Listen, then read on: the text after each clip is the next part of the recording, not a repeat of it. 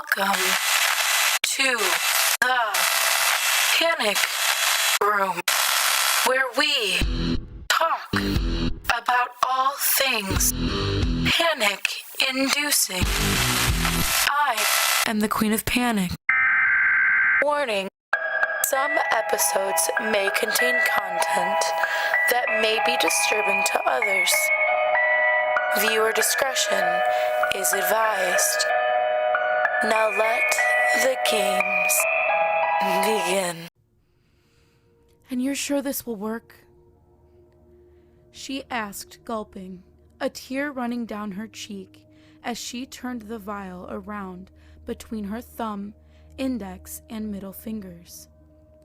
She held it up to her face, squinting her eyes, staring intently at the luminescent green liquid in the tiny vial. She looked up at the creature, his sunken eyes almost pitch black, all but a tiny glazed-over center, almost looking as if he was blind.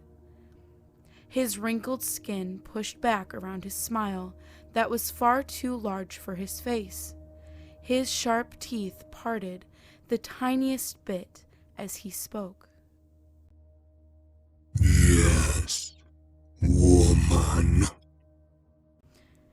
he said, voice deep as he spoke the words slowly, over-pronunciating the words, voice terrifying and gargled. She nodded, still looking at the vial. Then, in one swift motion, she looked up at the creature. Okay, explain the rules again, she said, a little weary as she looked over the creature's odd and terrifying features with a shudder, but couldn't help but be a little excited too.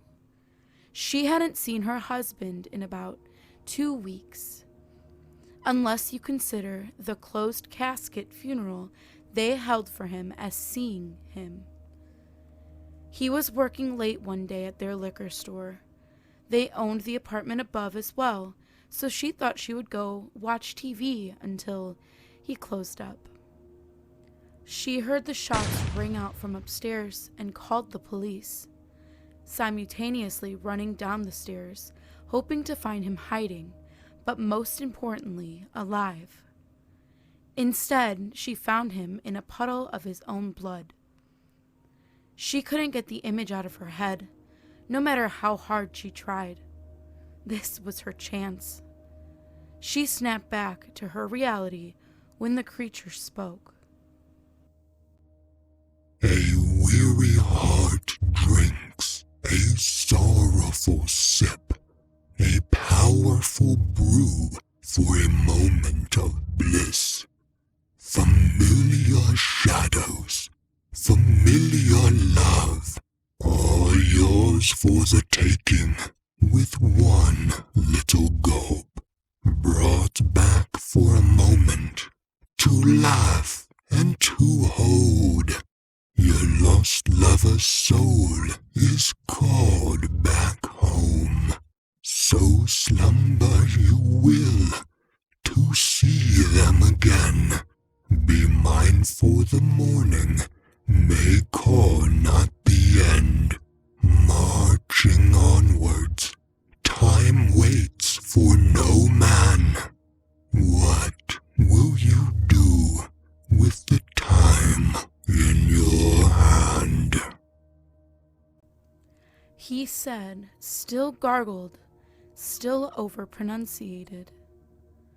Wait, what? What does that even mean? She asked, brow furrowed. The creature somehow smiled wider and repeated the poem in almost a mocking tone. A weary heart drinks a sorrowful sip, a powerful brew for a moment of bliss. Familiar shadows, familiar love, all yours for the taking, with one little gulp, brought back for a moment, to laugh and to hold. Your lost lover's soul is called back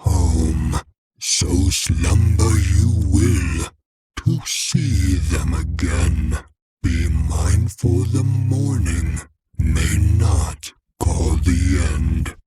Marching onward, time waits for no man. What will you do with the time in your hand? There was a quiet pause when the creature finished. Okay, she frowned, looking back at the tiny vial, nodding, and started to smile, happy at the thought of seeing her dearly beloved. And now, dear dreamer, I bid you farewell. I am off to another, to drag down to hell. He said with that same huge smile. Her eyes snapped up at the sound of his voice, just in time to watch him fade away right in front of her eyes. She stood stunned for a moment, then headed home. Later that night, she laid across their bed and uncorked the vial. She took a deep breath and drank the potion as if it was a shot in a shot glass. She laid there until she fell asleep, not realizing she had, until the black of sleep transformed into their liquor store. She walked around the dreamscape, horrified. It was the liquor store, all right, but not in its normal state. The shelves in the aisles were toppled over, broken bottles all over the floor. The smell of alcohol and blood was heavy in the air. The glass fronts from the doors of the refrigerators and freezers looked as if someone had taken a bat to them. Glass all over the floors.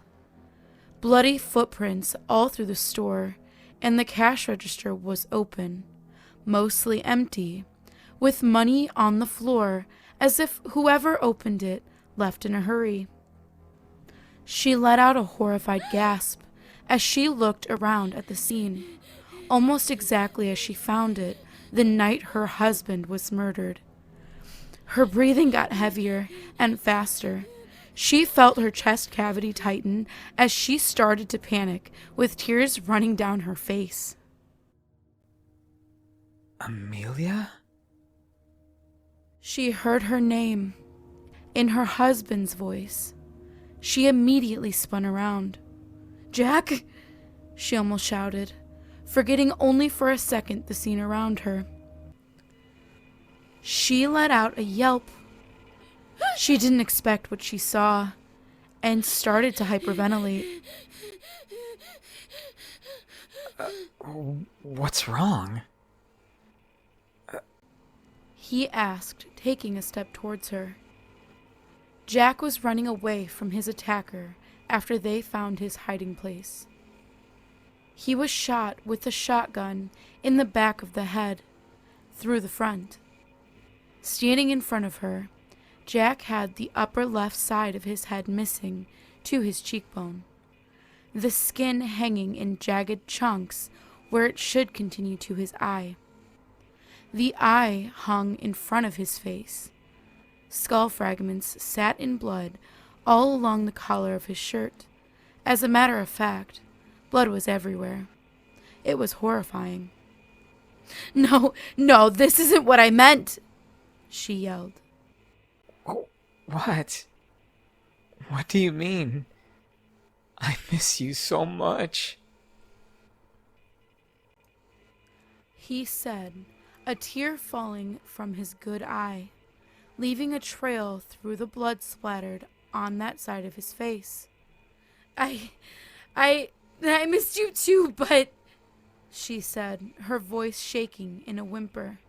"I need to wake up," she stated, smacking her face.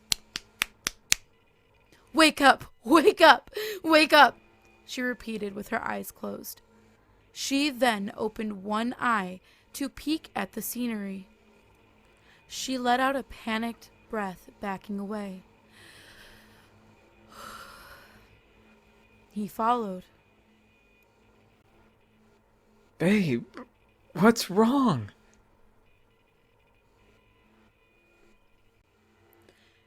Hand reaching out to hug her. No, no, no, no, please stay there. I can't do this. I can't look at you like this. Not again, she said, voice starting in panic and ending in her crying.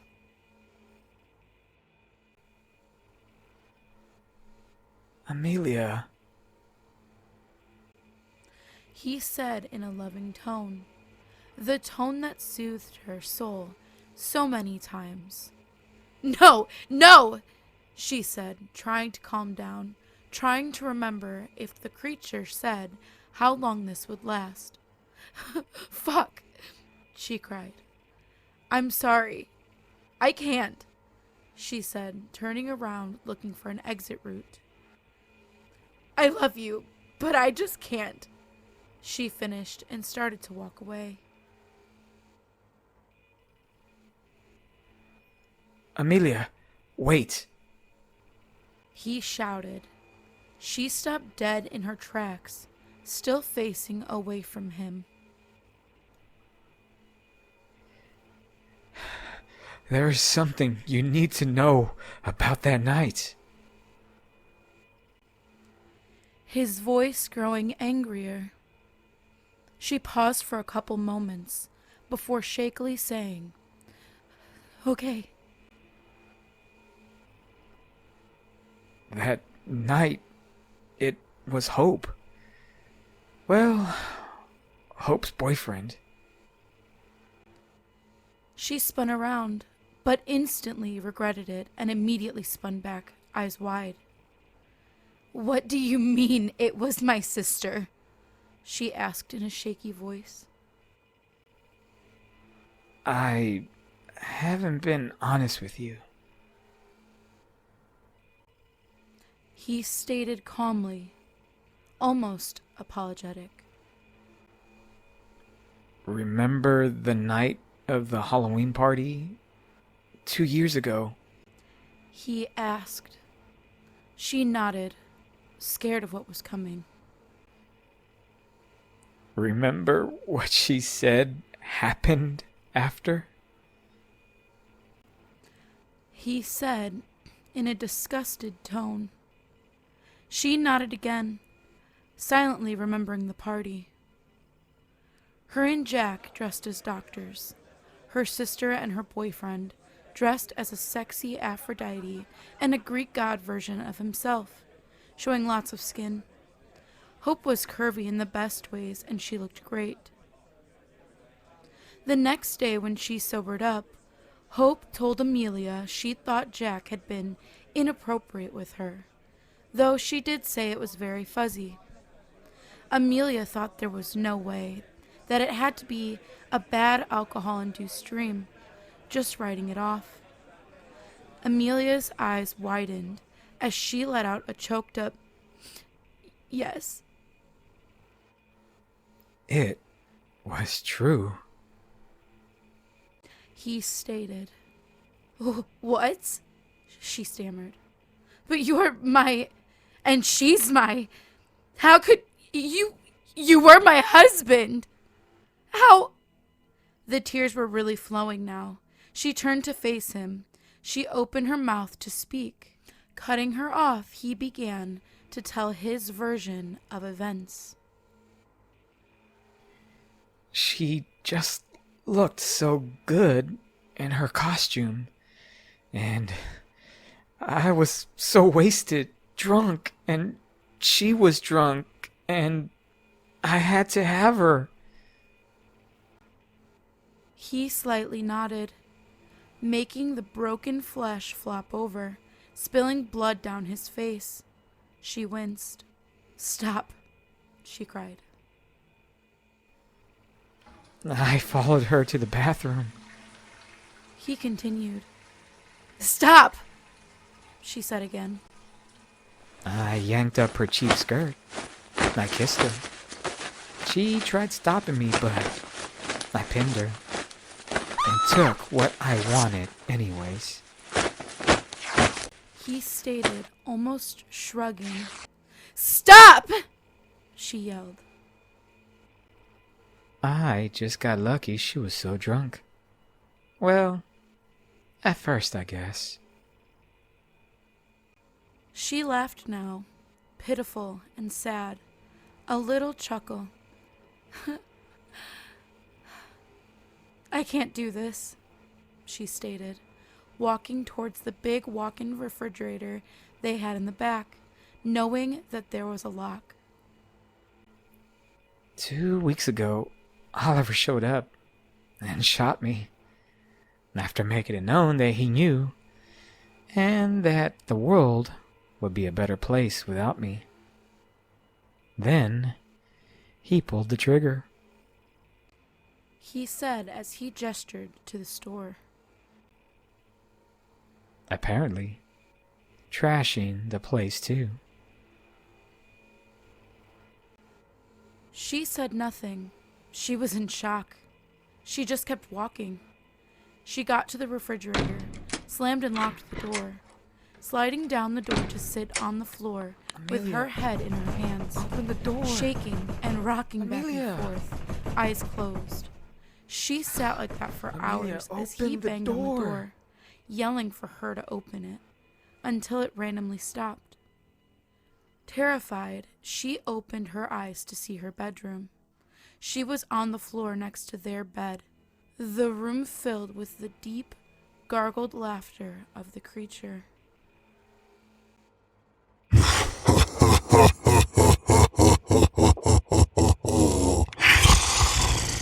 After all this dreaming, what have we learned? Is it always the best to have the last word? When a tired heart sounds its very last beat, remember in death the secrets we keep. Rest now, weary dreamer. Our time's at an end. Long live the wicked, the sick, and the dead. Taking a deep breath, she took note of the empty vial, trying to forget the last few hours. She stood up and went to the bedside table, grabbing Jack's handgun. She held it up to her chin, and at the count of 3, she pulled the trigger. 3, 2, 1. Thank you for visiting the Panic Room. You have successfully made it to the next portion of your tour. Please stay tuned for your next prompt. Click the like button and subscribe to receive notifications for when the next portion of your tour is ready to join. Thank you for watching. Don't let the panic drown you.